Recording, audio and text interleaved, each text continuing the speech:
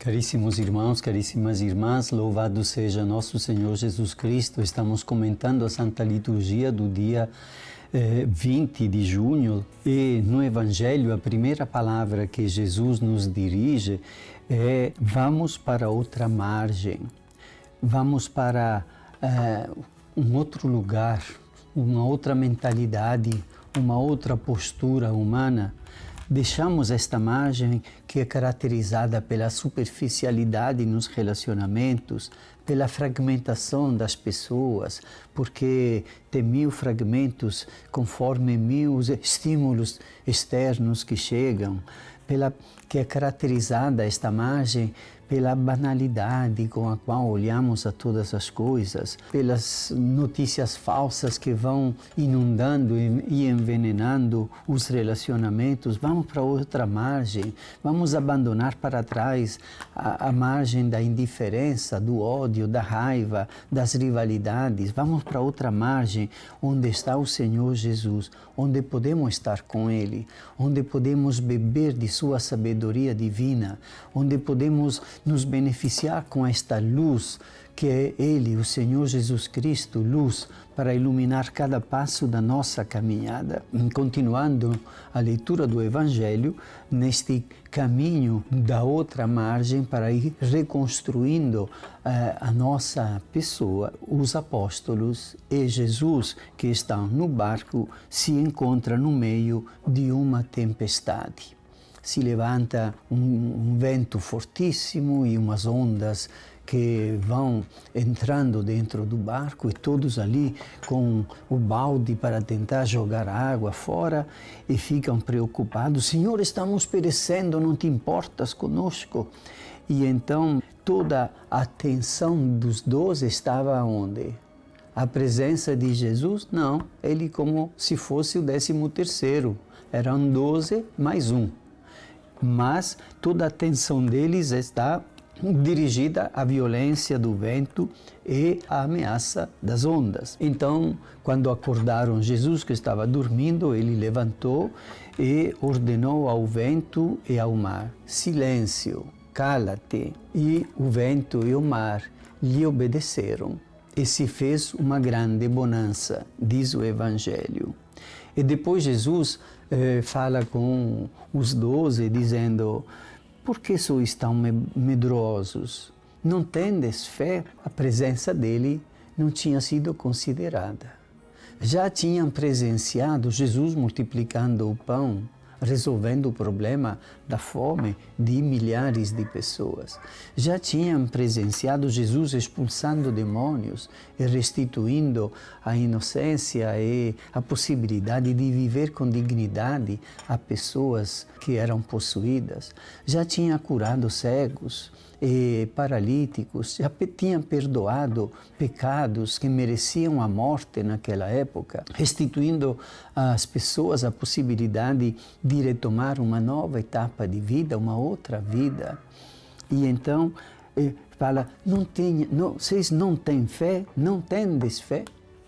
E aqui nós devemos compreender que a liturgia de hoje nos convida a dar um passo no entendimento e na vivência da fé.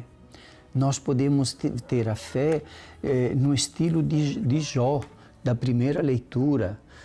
Jó fala, finalmente reencontra a grandiosidade, a majestade de Deus Criador, que fez o mar e lhe fixou um limite para que não transbordasse daquele limite dado. Jó, então, renova a sua fé em Deus. Deus existe, Ele é Criador e tem um poder sobre toda a realidade. Mas a nossa fé nos foi revelada por Jesus de uma maneira diferente. Devemos dar um passo na maturidade desta nossa fé. E qual é este passo? É perceber que este Deus, que sim, tem poder e é Criador, aquele a quem o vento e o mar lhe obedecem, está aqui, se fez homem, para entrar na nossa realidade, para ser próximo de nós. Então a verdadeira fé não é: eu acredito que Deus existe, mas Eu, Senhor, reconheço os sinais de Tua presença. Tu, Senhor, aqui. Quer dizer, Deus veio até nós, está conosco no mesmo barco. É claro que se a primeira consequência disto é a admiração, nos alegramos e ficamos admirados por esta presença quando a percebemos e começamos a confiar mais nele, mas ao mesmo tempo somos convidados diretamente por Jesus a estabelecer uma ligação profundíssima com ele, como os ramos com a videira. Vocês são os ramos, eu sou a videira. E o Pai é o agricultor. E o que quer dizer o ramo e a videira? Que o ramo participa da mesma vida da videira, que é Cristo. E então, este é o passo de fé que somos convidados a dar. E São Paulo fala isto na segunda leitura, quando ele diz: se alguém está em Cristo, é uma criatura nova. Quer dizer, se estamos efetivamente, temos esta fé e estamos ligados ao Senhor Jesus, como o ramo está ligado à videira, e nos alimentamos com sua palavra, com seu corpo e sangue na Eucaristia, e pedimos perdão dos pecados quando é necessário, então certamente toda a nossa personalidade é renovada, plasmada de novo. O que é que fala São Paulo? Se alguém está em Cristo, é uma criatura nova. O mundo velho desapareceu, tudo agora é novo. E o que é tudo novo? É nova maneira de viver o afeto, é nova maneira de viver os relacionamentos de família, mesmo quando para nós custam algum sacrifício, porque, quem sabe, passamos por um momento em que nos sentimos não respeitados como deveríamos ter sido respeitados. Então, renova totalmente a maneira de estar na família, de viver os afetos, de preparar-se e dar conta do trabalho e das responsabilidades ligadas ao trabalho, de como lidamos com a nossa saúde, também com a doença e esta pandemia, e a possibilidade de apanhar um contágio ou de ver que alguém próximo de nós está passando por dificuldades por causa disso. Tudo podemos dizer, mas tu, Senhor, e é contigo que eu enfrento essas situações. Porque, evidentemente, estar com Jesus, como fala São Paulo, não quer dizer que ficamos isentos, livres de responsabilidades, de problemas, de confusões que o mundo vai criando a todo momento. Mas temos a possibilidade de enfrentar essas situações contando com a tua presença, Senhor Jesus. E aí, isto faz uma enorme diferença.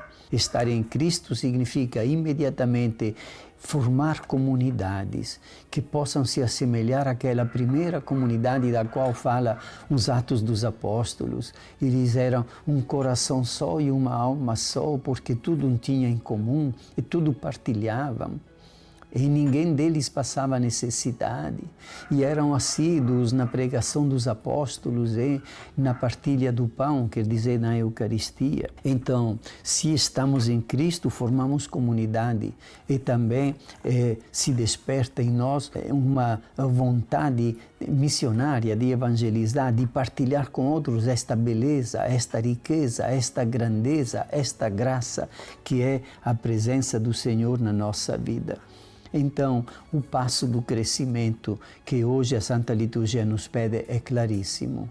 Passar daquela fé que se limita a acreditar que Deus existe lá longe, para que tenhamos uma fé que reconhece os sinais de sua presença divina. Tu, Senhor, aqui entre nós. Te abençoe, Deus Todo-Poderoso, Pai, Filho e Espírito Santo. Amém.